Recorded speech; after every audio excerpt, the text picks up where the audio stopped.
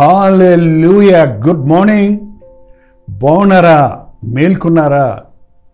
ప్రశాంతంగా నిద్రించి ప్రభువును స్తుతిస్తూ దినచర్యను ప్రారంభిస్తున్నారా? ఆదివారం భక్తి అయిపోయింది కదండి. సోమవారం మేము ఉద్యోగాలకు వెళ్ళాలి, పిల్లల్ని స్కూల్కి పంపాలి. మాకు బోల్డ్ పనులని దేవుని సన్నిధిని నిర్లక్ష్యం పెట్టి దినచర్య ప్రారంభించకుండా సుమా మీరు ఏది సంపూర్ణంగా చేయలేరు. దేవుని చేతుల్లో మీ పని భారం పెట్టండి. ఆయన పనులన్నీ చక్కగా చేయడానికి మనకు సామర్థ్యతను, జ్ఞానాన్ని, ఆయన సహాయాన్ని, తోడును అనుగ్రహిస్తాడు. చిన్న ప్రార్థన. పరిశుద్ధుడా, మరొకసారి నీ సన్నిధిలో నాయనా నీ కృప కొరకు వేడుకుంటున్నాం. మాకెన్నో పనులు ఉన్నాయా, అందుకే మాకెంతో నీ కృప కావాలి. అన్ని సమస్యలు జయించుటకు, అన్ని పోరాటములు పోరాడుటకు కావాల్సిన ఆధ్యాత్మిక శక్తిని ఇచ్చి నడిపించమని క్రీస్తు నామములో అడుగుచున్నాను తండ్రి, ఆమేన్. దేవుని స్తోత్రం. హిజ్కియా గురించి మనం నేర్చుకున్నాం. ఈ రోజున అతని కుమారుడైన మనష్షే గురించి మనం దినవృత్తాంతాలు 2వ గ్రంథం 33వ అధ్యాయంలో చూడవచ్చు. ఈ అధ్యాయం అంతా మీరు తిరిగి చదవండి, అన్నదాన ధ్యానం కాబట్టి నేను కొన్ని పాయింట్స్ మాత్రమే హైలైట్ చేస్తున్నాను.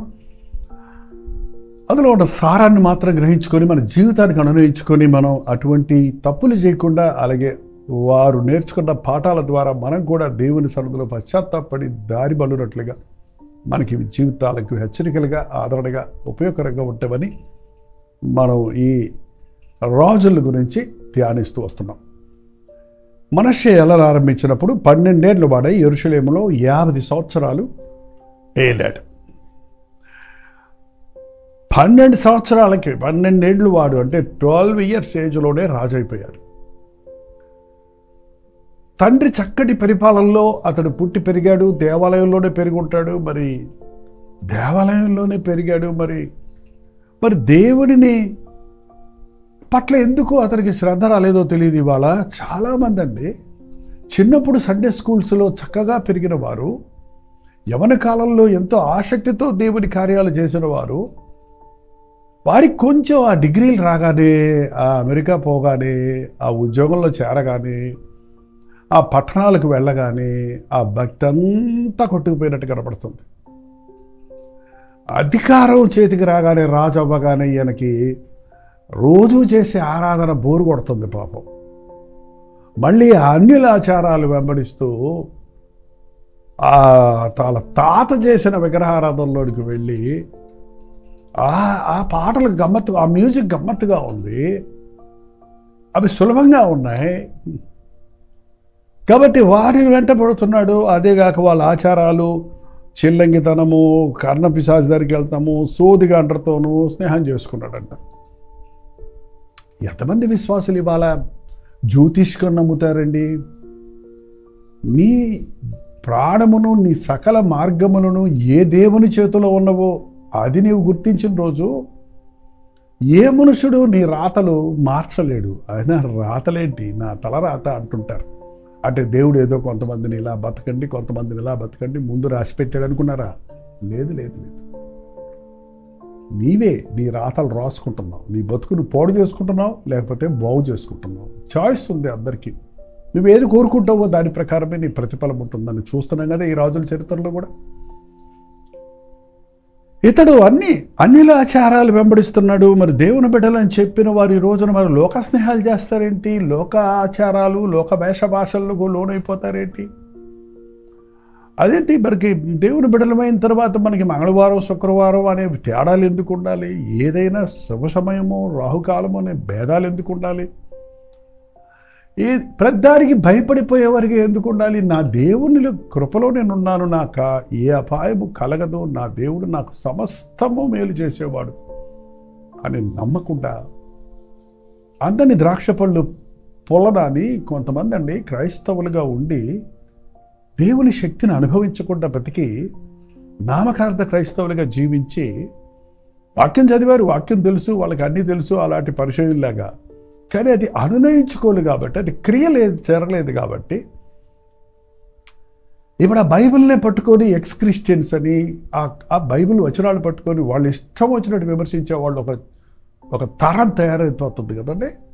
కారణం, నువ్వు అక్షరాలు తెలుసు, నీకు ఆత్మ అభిషేకం లేదు, పరిశుద్ధాత్మని ముఠదల లేదు. కాబట్టి లోకరీతిగా దేవుని మాటలు ధ్యానిస్తున్నావు, లేకపోతే మాట్లాడుతున్నావు. నీ చెయ్యి అభ్యంతరం అయితే నరికేయమంటే నరికేస్తావేంటి?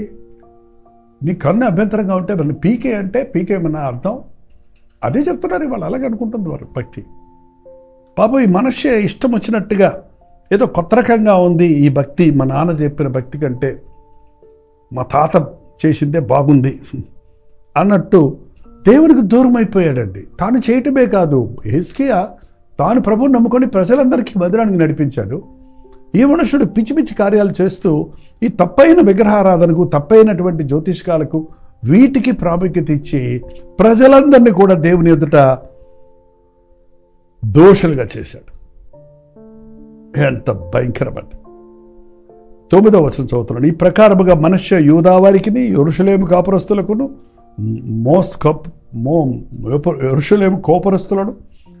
యెరూషలేము కాపురస్తులను మోసపుచ్చుచు ఇశ్రాయేలు ఎదుట ఉండకుండా యెహోవా నశింపజేసిన అన్ని జనుల కంటే వారు మరింత అక్రమముగా ప్రవర్తించుటకు కారకుడయ్యాడు. వారు మరింత అక్రమముగా ప్రవర్తించుటకు కారకుడయ్యాడు. నువ్వు తప్పు చేస్తే దేవుడు ఊరుకోవటమే చాలా గొప్ప, పూనీలే అని కృప చూపిస్తున్నాడు. నువ్వు అనేకుల్ని చెడగొడతా ఉంటే ఇంకా చూస్తా ఊరుకోమంటావా ప్రభుని? నిన్ను నీవు నాశనం చేసుకోవటమే తప్పు. నీవు ఇతరులకు నాశనకరంగా ఉంటే, అడ్డంగా ఉంటే, ఆటంకంగా ఉంటే, వాడు తప్పు చేయడానికి కారకుడు అయితే దేవుడు ఊరుకోడండి. అన్ని రాజు వచ్చి మనష్యను, అష్షూరు రాజు వచ్చి మనష్య తప్పించుకోపోకుండా అతన్ని పట్టుకొని గొలుసులతో బంధించి అతన్ని బబులోనుకు తీసుకొని పోయాడు. సింహాసనం మీద కూర్చున్నాడు నేరస్తుడిగా, గొలుసులతో కట్టబడి లాక్కొని ఆ అష్షూరు రాజు అతన్ని తీసుకెళ్ళి చెరలో పడేశాడండి. చెప్పకూడదు అంటారు చూసారా? అదే రాజమందిరంలో ఇంత గొప్ప అధికారం దేవుడు నీకు ఇస్తే అడుగుతే నేను బతికేందురా నీకు అన్నట్టు ఉందండి. ఇవాళ చాలామంది దేవుడిచ్చిన ఆధిక్యతలు పోగొట్టుకొని ఆ సైతాను చేతుల్లో బందీలుగా మిగిలిపోతున్నారండి. జాన్ న్యూటన్ అనే ఒక ఆయన ఉన్నాడు. ఆయనకు ఓడలకు అధికారి. ఆయన చాలా గొప్ప ధనవంతుడు. అతడు ఒక బానిస స్త్రీకి బానిస అయిపోయాడు వ్యభిచారానికి. ఆ బానిస స్త్రీ అంటే నీగ్రో స్త్రీ ఎంతగా అతన్ని ఆటాడించిందంటే అతను కుక్కపిల్లలాగా ఇట్లాగా అది ఆ గంజిపోయి ఆ రొట్టె ఇవ్వడానికి ఇట్ట ఆడించి వాడు వెనకాల తిరిగేటట్టు చేసుకుందట. ఒకరోజు అటువంటి స్థితిలో తను కూర్చొని, ఏంటి నా సంగతి, నేను ఎవరిని, నేను ఒక యజమానిని కదా, ఈ వ్యక్తి నా పనికెత్తే కదా, బానిస కదా, ఇదేంటి నన్ను ఆడిస్తుంది, నేను శరీర చెలికి చోటిచ్చాను కదా, అందుకే కదా నేను బానిసకు బానిస అయిపోయానే అని పశ్చాత్తాపడి తన పాపాలు ఒప్పుకొని మారుమనసు పొందాడండి. ఆయన రాసిందే అమేజింగ్ గ్రేస్ అనే ఒక ఇంగ్లీష్ పాట ఉంటుంది చక్కటి. ఎంత గొప్ప దేవుడు నన్ను విడిపించాడని తర్వాత సాక్ష్యం ఇచ్చాడు. మనిషి అలాగే ఆ చెరలో ఉన్నప్పుడు, మనిషి తప్పించుకొని ఆ చెరలో ఉన్నప్పుడు ఏం చేశాడు చూడండి, 12వ వచనం అండి. అతడు శ్రమలో ఉన్నప్పుడు తన దేవుడైన యెహోవాను బతిమాలుకొని తన పితరుల దేవుని సన్నిధిని తన్ను తాను బహుగా తగ్గించుకొని ఆయనకు మొర్రపెట్టగా ఆయన అతని విన్నపములను ఆలకించి యెరూషలేమునకు అతని రాజ్యములోనికి అతన్ని తిరిగి తీసుకొని వచ్చినప్పుడు యెహోవా దేవుడై ఉన్నాడని తెలుసుకున్నాడు. ఆ చెరసాలలో ఉన్నప్పుడు తప్పు చేశాడయ్యా అని పశ్చాత్తాపడ్డాడు. తను తగ్గించుకున్నాడు, తన తప్పులు ఒప్పుకున్నాడు. దేవుడు అద్భుతంగా ఆ చెర నుండి విడిపించి తిరిగి సింహాసనం మీద కూర్చునేటట్టుగా తన అధికారాన్ని తిరిగి తనకిచ్చాడు. అవునండి, నువ్వు పశ్చాత్తాపడితే నువ్వు పోగొట్టుకున్నవన్నీ తిరిగి నీకు ఇస్తాడు. నువ్వు మొరపెడితే దేవునికి ఎన్ని తప్పులు నువ్వు చేసినా అది కక్ష పెట్టుకునేవాడు కాదు కానీ క్షమించేవాడు. దుర్మార్గం మరణమును ఎందుటందు నాకెంత మాత్రమూ సంతోషం లేదు. వాడు తన తప్పులు ఒప్పుకొని తన మార్గాలు దిద్దుకోవటమే నాకు సంతోషం అని ప్రభు చెప్పాడు కదా. సో తిరిగి మనుష్య రాజు అయినప్పుడు బుద్ధి వచ్చింది కదా. ఈసారి మళ్ళీ తన తప్పును దిద్దుకున్నాడు. మళ్ళీ మందిరాన్ని బాగు చేయించాడు. మళ్ళీ అనవసరమైన వాటిని కట్టించిన వాటిని అన్ని పీకిచ్చేశాడు. దేవునికి బలిపీఠం కట్టాడు. అక్కడ ప్రార్థనలు, కృతజ్ఞతార్పణలు ప్రారంభించాడు. 19వ వచనం చూస్తే అతడు చేసిన ప్రార్థనలు చేయటం మొదలుపెట్టాడు. అతడు దేవుడు ఎలా తనను క్షమించాడు అన్నది సాక్ష్యం చెప్పడం మొదలుపెట్టాడు. అనేక రీతులుగా తన జీవితాన్ని చక్కబెట్టుకున్నాడు. 17వ వచనం, ఆయనను జనులు ఉన్నత స్థలములందుకను బలులు అర్పించుచూ వచ్చిరే గాని అర్పణలు తమ దేవుడైన యెహోవా నామమునకే చేసిరి. వారు అర్పించిన బలులు ఇప్పుడు యెహోవా నామములో బలులు అర్పించారు. బలిపీఠమును కట్టి కృతజ్ఞతాతులు స్తుతులు చెల్లించి చివరికి తన తప్పును దిద్దుకొని ఆ తరువాత మరణం వరకు ప్రార్థించుకుంటూ దీనంగా బ్రతికాడు. ప్రారంభం సరిలేదు, కానీ ఇతని అంతం సరుంది.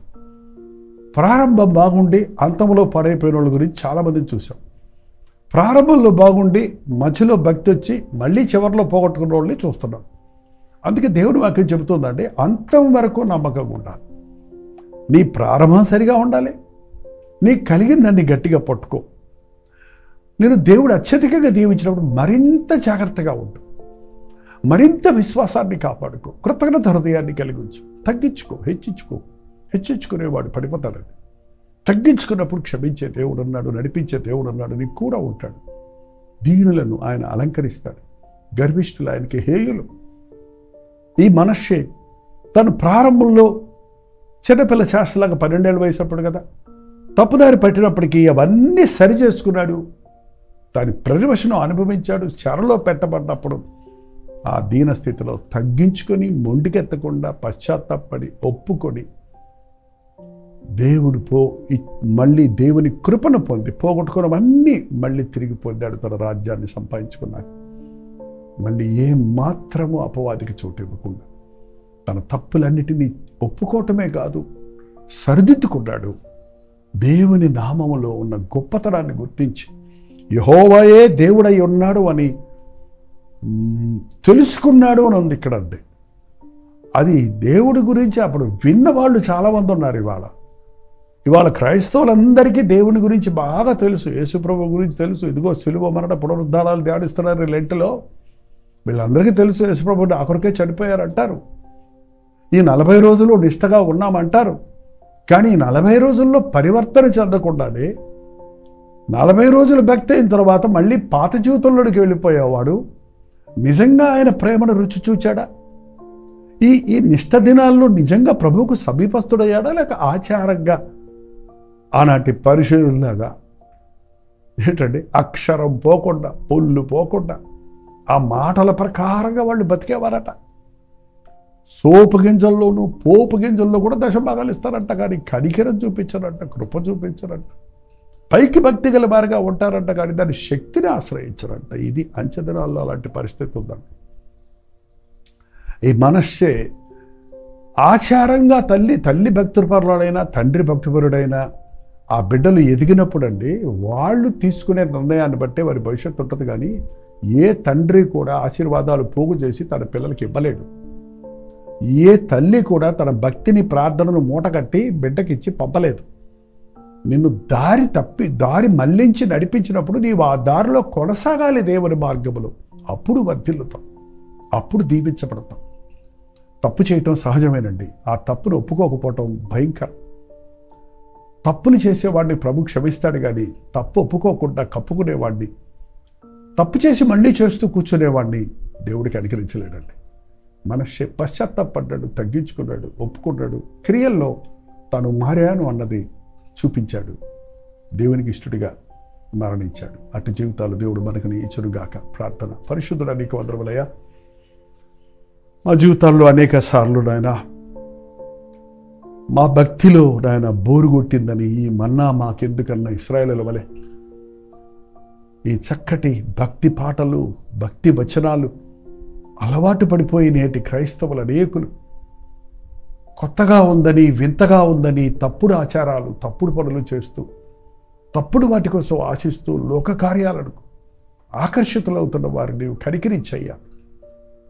నీకు దూరమై మేము వర్ధిల్లలేమని, నిన్ను కాదని మేము ఆనందించలేమని గుర్తించి, అపవాది మమ్మల్ని పట్టుకొని బందీలుగా చేయకముందే, మేము బానిసలుగా పాపాలకు మారకముందే మమ్మల్ని మేము తగ్గించుకొని మా మార్గాలు సరిచేసుకుంటకు, మా జీవితాన్ని చక్కబెట్టుకున్నటకు నీ వాక్యము రోజు వింటున్న నీ బిడ్డలందరికీ నీ సహాయం చేయమని క్రీస్తు నామములో అడుగుచున్నాను తండ్రి.